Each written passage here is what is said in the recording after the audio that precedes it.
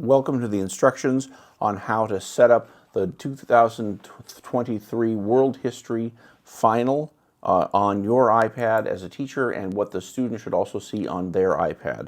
I'll be flipping back and forth between iPad screens. The very first place I want to start is on the student's iPad screen. The first thing you want them to do is click on the Settings button, and then in Settings you want them to scroll all the way down to where it says Chrome in their programs, and you want them to select Chrome, and you want to make sure the default browser app is set to Google Chrome. If it's set to Chrome, everything else will work much better.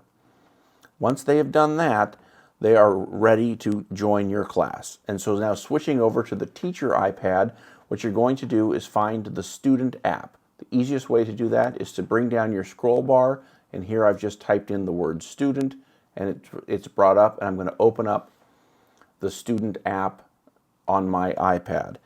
You will need to you start this by adding students to a class, and then you will add classes to a lesson. So the first thing we're going to do is we are going to click on a class. I'll just use World History 5 here as an example.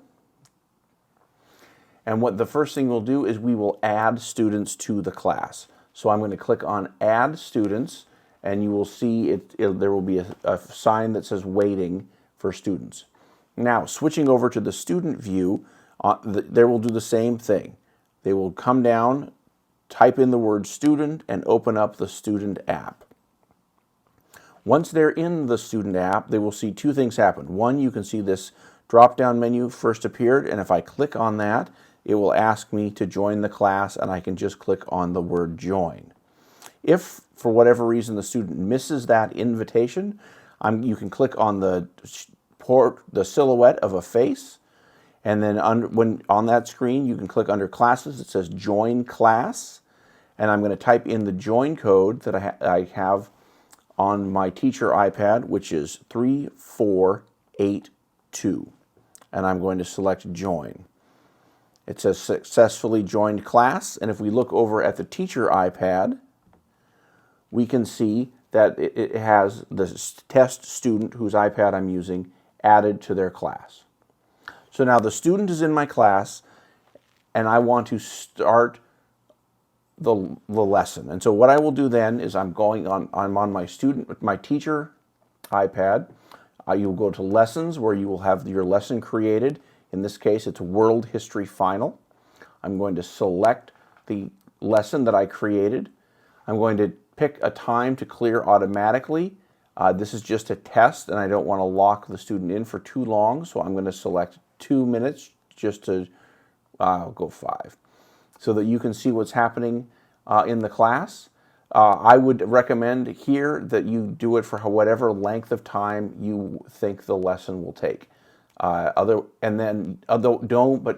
Do set a clear time. Otherwise, a student can be locked into this class permanently, and that can cause trouble for them in their next class. So I'm going to select the class that I want to start taking the lesson, and it's going to be World History Period 5. I will hit Start, and the lesson will start. And you'll see that the students enrolled in my class, they're waiting for their devices to connect, and then their devices have connected. Now, if we switch over and look at the student link, you can see that in the student picture, or on the student landing page, they now have a button that says Lesson Links. So they are in the class, and they are ready to take the lesson. You can also see that all of the other apps the student had have vanished, except for what I'm allowing them to use to take their test. You want them to take their test inside of the app. So open up the app on Lessons, and then they're going to click on Lesson Links. And there's going to be a few things here that just kind of need to sit in the background.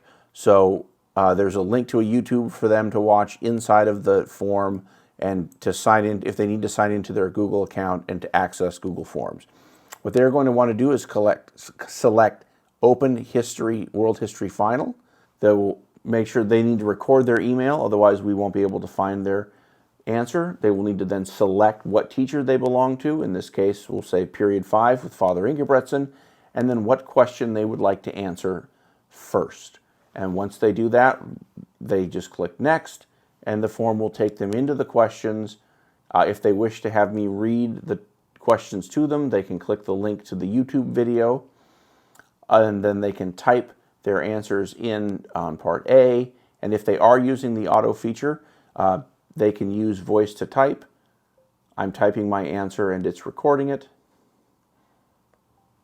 And you can see here, there, they can either type or use the voice type to type in their answers to the questions. They'll answer part A, B, C, D.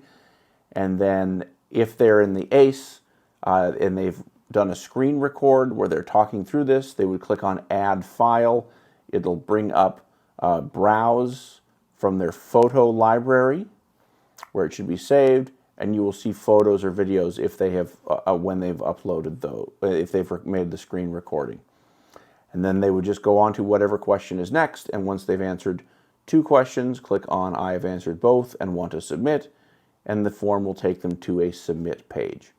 So I hope this little video shows you what you should be seeing from both the teacher's point of view and the student's point of view as we prepare for finals. And good luck to everyone, and I really hope this works.